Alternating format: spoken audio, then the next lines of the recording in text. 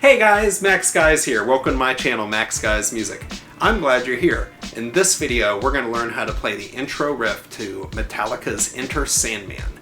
Enter Sandman is a really interesting song. If you know Metallica, this comes off their 5th studio album from 1991, the Black Album, or the self-titled album, if you will. From their previous records, like And Justice for All, or Master of Puppets, or Ride the Lightning, many fans of Metallica, might describe them as almost being progressive metal. They write like these little mini metal symphonies.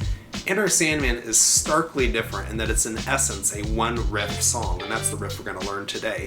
The riff was written by Kirk Hammett. It was inspired by a Soundgarden record. I think it was Louder Than Love. I think that one's from 1989. He sent it over to James Hetfield and Lars, and they listened to it, made a couple suggestions.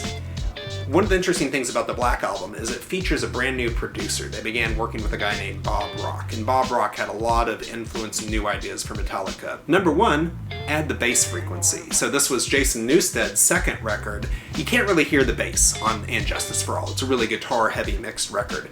But on this one, Bob Rock really cranked up the bass, and you can definitely hear the sonic difference from And Justice for All into the Black Album. I think there's a lot of reasons this song wound up basically expanding Metallica's popularity worldwide. This was certainly, on a personal note, the song that got me interested in electric guitar and the band Metallica, and then I kind of went backwards and got more into their progressive stuff. But in essence, it's a one-riff song. They simplified it. As a blues player, I kind of like that. Keep it simple, right? Less is more. So they write a one-riff song, and it basically blows up. The whole thing is written around this one riff. One of the interesting things is, even though this is the first song written and recorded for the Black Album, and really sonically kind of sets the whole stage, James Hetfield had a really hard time writing the lyrics, so I think this was the last one he finished the lyrics to. You can read a lot more about how the drums were mixed. It's pretty incredible what they did to get the drum sounds. And the guitar part, it's a wall of guitars. It's like a little mini symphony. What's really interesting is, even though it's a one-riff song, they still give it that symphonic kind of treatment, in that while the riff begins on the guitar, it kind of breaks back down and they gradually sort of introduce the riff bit by bit. Ask yourself, so this song was extremely popular and was on the radio. When do the words come in? They come in almost after a minute. Name a song other than Enter Sandman on the radio where you have over a minute of music before you have any lyrics whatsoever. That's one of the really unique things about this song. I think kind of fascinating that despite that, made it really popular. More or less, I think we all know the paradigm, and your 99.9% of other popular music is to immediately get the lyrics and hit the hook by the first 45 seconds. Alright, so a little bit of meandering by me, but I think there's a lot of really interesting things about this song, so hopefully you found some of that information useful. Let's go ahead and jump in. I'll show you how to play the riff.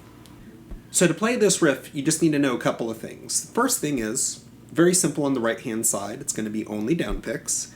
The next thing is, it's going to be in the 5th position for your left hand, or your fretting hand, fingers. So that means, in this case, the 7th fret will be played by the ring finger, the 5th fret played by the index finger, 6th fret by the middle finger, and then the index will play that 5th fret again. The most difficult element of this riff, string crossing aside, is the timing. So it's going to start on the and a 4, or be anticipated, and then the note that's held the longest is the A. So I will do the count: 3 and 4 and 1 and 2 and 3 and 4 and 1 and 2 and 3 and 4 and 1 and 2 and 3 and 4 and 1 and 2 and 3 and 4 and... One of the other things you might have noticed when I was playing that is, I'm not really leaving any of the fingers down, but when we get to the end of the bar and we have that ring finger, I'm going to keep it in position because we're going to come right back to that note. So here it is from the beginning: 4 and 1 and 2 and 3, and keep your ring finger down here, and that will kind of take you over the bar line, and that will be the most efficient fingering. One of the important things when you're playing this is you want to make sure you don't have those notes sound too choppy, or like this.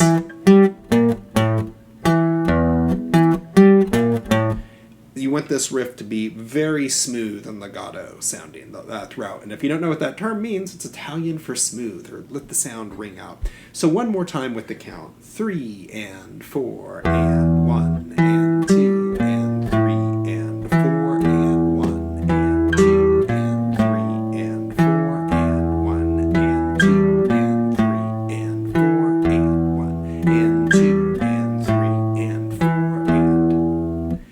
There's not really a chord that this riff is over. The general tonality of it is kind of an E minor sound. It does have that great tritone in it, and of course, if you're familiar with that, that means the 6 half steps, or the devil's note, definitely contributes a little bit to the edge, or I hate to use a word like evilness, but kind of that dark sound that pervades the song. And of course, the song's kind of a little dark.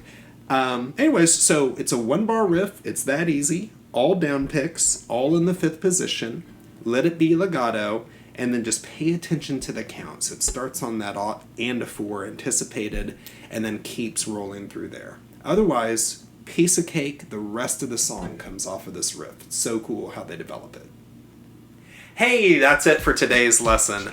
I hope you enjoyed it. Hope you enjoyed learning a little bit about the backstory about this song and how to play the riff. If you liked it, please subscribe to my channel. Hit the bell notification, really helps me out. I have a bunch of other lessons like this and some other videos. And so, like many YouTubers, come to my channel. I also recognize that a lot of people come to my channel are guitar players, fellow creators, guitar teachers, some of my own students, friends of friends, family. Thank you all for coming. It really does mean a lot. I know I'm a small creator. Maybe one day we'll get as big as Marty. He's pretty awesome, but I really appreciate it nonetheless. Practice hard. I got more videos coming out, and let's have a good time. Enjoy learning and practicing and playing Enter Sandman. All right.